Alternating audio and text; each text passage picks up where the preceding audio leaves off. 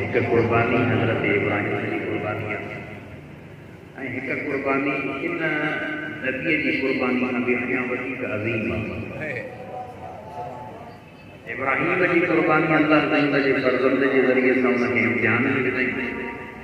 जैसे इब्राहिम असां खे वही था कयूं, हुकुम था कयूं वही त पंहिंजे पुट खे असांजी राह में ज़िबह कर।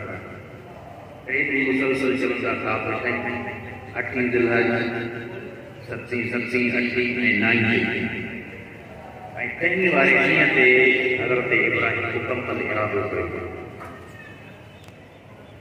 7 जॾहिं चई त 7 वारे ॾींहं खे इन ख़्वाब खे ख़्वाब सम्झो। 8 वारे ॾींहं ते जॾहिं ख़्वाब ॾिठे त इन ख़्वाब जे तरफ़ कई सोचे त वाक़ई ही ख़्वाब को आम ख़्वाब कोन्हे।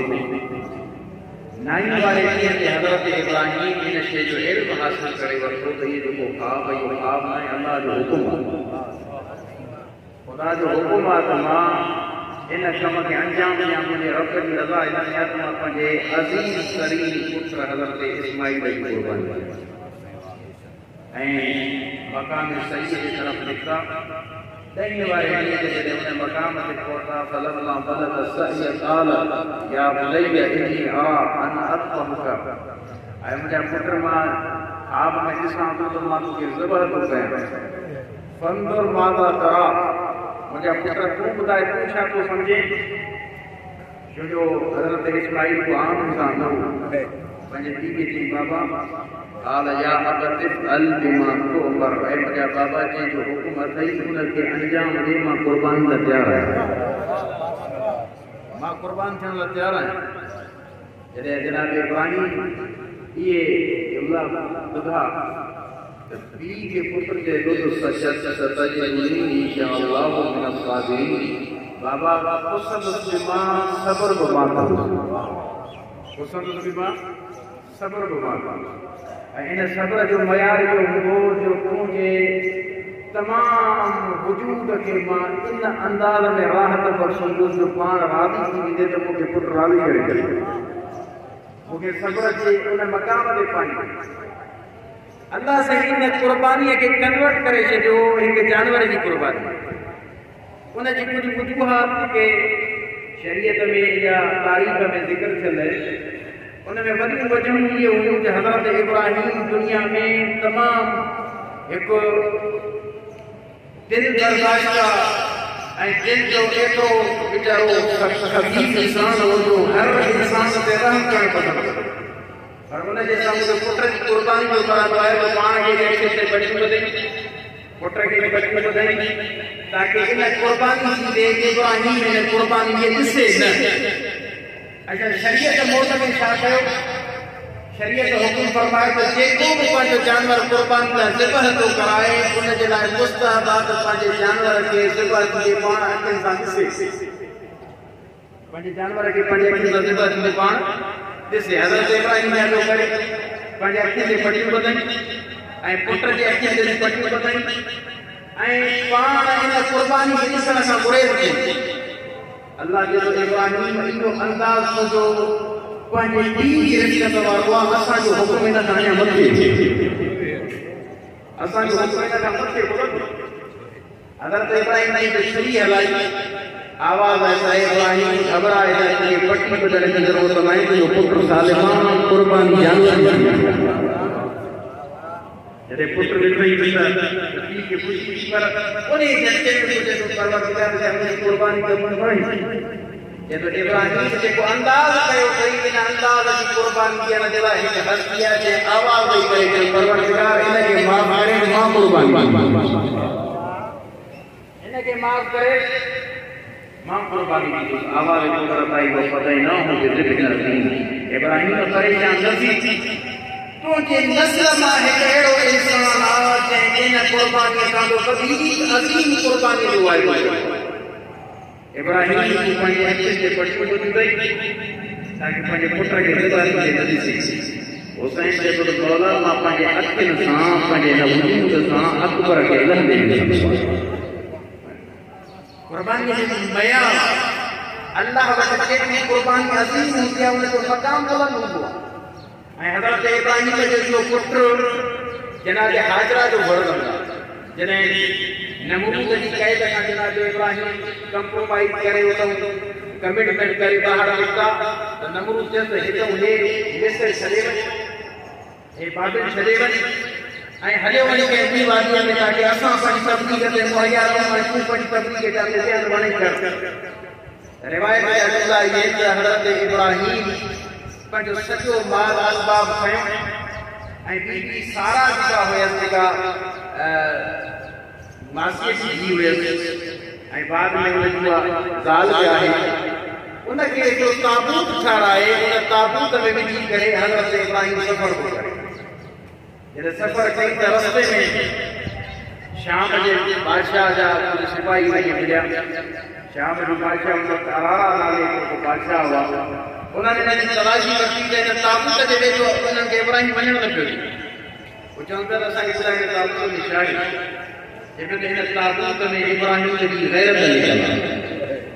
हिन ताबूत में इब्राहिम जी गैरत लिखियल आहे। मां हिनखे ज़ाहिर न करे मां अर्ज़ कयो त ख़ुदा अगरि इज़त ॾियणु चाहींदो आहे त उतां इज़त ॾींदो आहे जिते इंसान जो तसव्वुर न हूंदो। हज़रत इब्राहिम ताबूत खणी अॻिते वधिया। उन्हनि जो तलाशी वठंदासीं लाज़मी, हिन जो मां तलाशी नथो ॾेई। बादशाह खां हुकुम वरितो। बादशाह जो ताबूत समेत इब्राहिम खे मोड़े वठी अचे। जॾहिं बादशाह जे करीब पहुता बादशाह जो खोलियो ताबूत खे मुंहिंजे हुकुम सां। ताबूत खोलियो ॾिठो त वाक़ई हज़रत सारा हुन में मौजूद आहे। बादशाह चयो जनाब सारा हसीन जमील ख़ातून हुई। उन बदबख्त जा हथ जो अॻिते वधाए त हज़रत इब्राहिम दुआ घुरी त परवरदिगार तुंहिंजी इज़त खे बचाए छो जो तूं पाण इज़त वारो ऐं गैरत वारो आहे। अल्लाह ताला बादशाह जा हथ छल कया। चए थो इब्राहिम तुंहिंजे रब जा हथ छल कया? चए थो हा। चए थो मां वाइदो कयां मां हिन ॾे वरी हथ न वधाईंदुसि। मूंखे मुंहिंजा हथ वापसि मिलिया ऐं जनाब इब्राहिम जी वॾी इज़त कई ऐं ईमान आंदई जनाब इब्राहिम। ऐं हज़रत इब्राहिम चए त मां हितां हाणे निकिरणु थो चाहियां ॿिए कंहिं इलाइक़े में शाम जे ॿ इलाइक़ा शामिआत ऐं शामिआत। चए थो मां हिन ॿिए इलाइक़े में वञणु थो चाहियां जिन खे ख़ुदा जी तरफ़ां ड्यूटी लॻल आहे। पोइ जॾहिं जनाब इब्राहिम हले थो त हीउ जनाब इब्राहिम जे पुठियां थो हले इज़त थो करे। इब्राहिम चए थो तूं इज़त न कर हाणे अलाह चए थो हिन बादशाह जी तूं इज़त कर तुंहिंजे लाइक़ जी इज़त आहे। हिन तुंहिंजी इज़त कई आहे असां हिन जी इज़त आहे। ईमान आंदई हज़रत सारा जे लाइ उन हिकिड़ो तोहफ़ो पेश कयो। उन बादशाह हज़रत इब्राहिम खे चई त जेका तुंहिंजी नेक वक़्तु ख़ातून आहे मां ॼाणां थो त इन जी ख़िदमत जे लाइ हिकु अहिड़ी कमीज़ तोखे ॾियां जेका मरंदे ज़िंदे इन जी ख़िदमत करे। उहा कमीज़ का आम ख़ातून हुई हज़रत इस्माइल जी मां हज़रत हाजरा। उहा हाजरा उनखे मिली खिदमत में मिली। जॾहिं जनाब इब्राहिम पंहिंजे मक़ाम ते पहुता 90 साल जी या 99 साल जी उम्र हज़रत इब्राहिम जी दुआ को घुरे त परवरदिगार मूंखे पुट जी औलाद अता कर। जनाब सारा जॾहिं इहे जुमला ॿुधा फरमाइश थी त इब्राहिम मुंहिंजी कमीज़ आहे मां तोखे हदियो थी कयां इन सां शादी कर अल्लाह ताईं तोखे इन मां फर्ज़ कंदो। जनाब हाजरा सां शादी ऐं उन जनाब हाजरा में जाम पैदा थियो आहे हज़रत इस्माइल ऐं उन इस्माइल खे अल्लाह साईं कमीज़ जे फर्ज़ंद खे एॾी इज़त ॾिनी जो उन जे नस्ल मां मुहम्मद मुस्तफ़ा सल्लल्लाहु अलैहि वसल्लम तवादुअ मुस्तफ़ा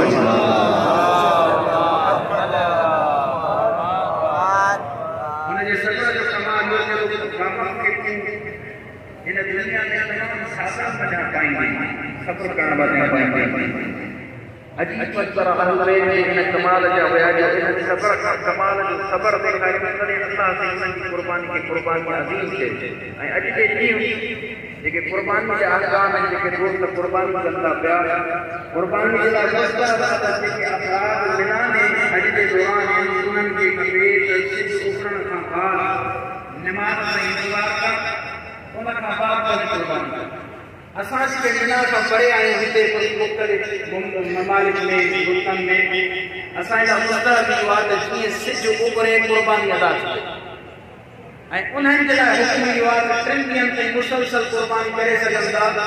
असांजे लाइ मुस्तहब इहो आहे, बाक़ी 3 ॾींहं असां बि करे सघूं था। हिते मुस्तहब इहो आहे त 10 वारे ॾींहं ते क़ुर्बानी करे जो वॾे में वॾो अज़ीम ॾींहुं आहे। ऐं असां वटि जेके दोस्त क़ुर्बानी कनि था उन वटि इहा फ़िक्र आहे त जेसीं क़ुर्बानी न कयूं तेसीं ताईं वार आहिनि ठाराइणा, नण आहिनि ठाहिणा, पंहिंजे सिर लाइ ठाराइणी, दाढ़ी लाइ ठाराइणी, इहे तमामु शयूं उन इंसान जे लाइ जेको हज जे दौरान हज थो करे, हिकु वारो इंसान जेको आम क़ुर्बानी थो करे, इहा आम क़ुर्बानी मुस्तहब आहे, वाजिब न आहे। इन करे इन ते उहे अहकाम लागू था थियनि जेके उन वाजिब क़ुर्बानी जे लाइ अहकाम लागू थियनि था। ऐं उन खां अलावा असां वटि क़ुर्बानी जो जेको मुस्तहब क़ुर्बानी आहे हिते उन में उहे शर्तूं लागू थियूं थियनि जेके उन वाजिब क़ुर्बानी जे जानवर जे लाइ शर्तूं आहिनि। मसलन ऐब न हुजेसि वाजिब क़ुर्बानी जे लाइ, पर अगरि असां वटि हिते को क़ुर्बानी करे थो उनजो जानवर ऐबदार आहे त क़ुर्बानी में हली ॾिजे। अगरि को जानवर लूलो लॻो आहे त क़ुर्बानी में हली ॾिजो, पर वाजिब क़ुर्बानी इहा शइ ममनू आहे। ऐं अलाह चवंदो त मूंखे अहिड़ो जानवर पेश कर जेको हिन दुनिया में तूं पाण पसंदि थो करे। त असांजे हिन क़ुर्बानी जा कुझु अहकाम आहिनि। क़ुर्बानी करण खां बाद हुन क़ुर्बानी जा 3 हिसा आहिनि। पहिरियों हिसो त पाण खायो था, ॿियो हिसो आहे पंहिंजे अज़ीज़नि ऐं दोस्तनि खे विराए, टियों हिसो आहे ग़रीबनि ऐं फ़ुक़रा में तक़सीम कयो। असां वटि अगरि उहे दोस्त जेके क़ुर्बानी कंदा आहिनि पंहिंजे घरनि जे अॻियां शइ मुकमल हिसो त अल्लाह खे अहिड़ी क़ुर्बानीअ जी ज़रूरत कोन्हे। अल्लाह जे चयो ला यकुल दमुकुम, न तव्हांजो खून मूं वटि पहुचे थो जानवर जो, न हुनजो गोश्त थो पहुचे। मां ॾिसां इहो सूरत आहे, मां तक़वा ऐं परहेज़गारी केरु थो कयां। तव्हां में कहिड़ो अहिड़ो इंसान जेको मुंहिंजी रज़ा ख़ातिर क़ुर्बानी थो करे। मां त ॾिसंदो आहे कई दोस्त क़ुर्बानी करे ॾाढी मुक़ाबले, अब हुनजो जानवर फलाणो आहे त मुंहिंजो जानवर हुन खां अञा महाबो हुजे त क़ुर्बानी ॾियां मां दुनिया में मुंहिंजी ज़रूरत ख़ुदा जो कसम आहे असां ताईं इन जी ज़रूरत न आहे। ख़ुदा इन जानवर जो ख़ालिक़ आहे, ख़ुदा असांजो बि ख़ालिक़ आहे। हू चाहे थो त मूंसां उहो मामिलो कर जेको मां थो चाहियां। शैतान ने जो दरबार न करी निकुल दरबार जब परवरदिगार जी इबादत कई ज़मीन जो हिस्सो सजदे सां भरी मां बस आदम जो सजदो कई अल्लाह जे नबी खे मां चाहींदो त मुंहिंजे मर्ज़ी मुताबिक़ कम करे, पंहिंजी मर्ज़ी मुताबिक़ कम करे। अगर पंहिंजी मर्ज़ी मुताबिक़ कम करणो हुजे त हिन मां निज़ाम न जोड़िया हां, नज़बत न जोड़िया हां, इमामत न जोड़िया हां, सिलसिलो न जोड़िया हां। ये सिलसिलो इनके करे जोड़ियो आहे ताकि तव्हां जेको बि अमल कयो मुंहिंजी रज़ा ख़ातिर कयो। हज़रत इब्राहीम त अल्लाह जे रज़ा ख़ातिर क़ुर्बानी करण लाइ ऐं उनखे शैतान बहकाइण जी कोशिशि कई जेको आहे। हज़रत इब्राहीम चवंदा कि बस सोचियो त तोखे को मोट न मिला, हुनजे पुट जे क़रीब थी इवन हुनजी घरवारी ते वञो त हिन जो शोहर हुनजे पुट खे कोहण थो वञे।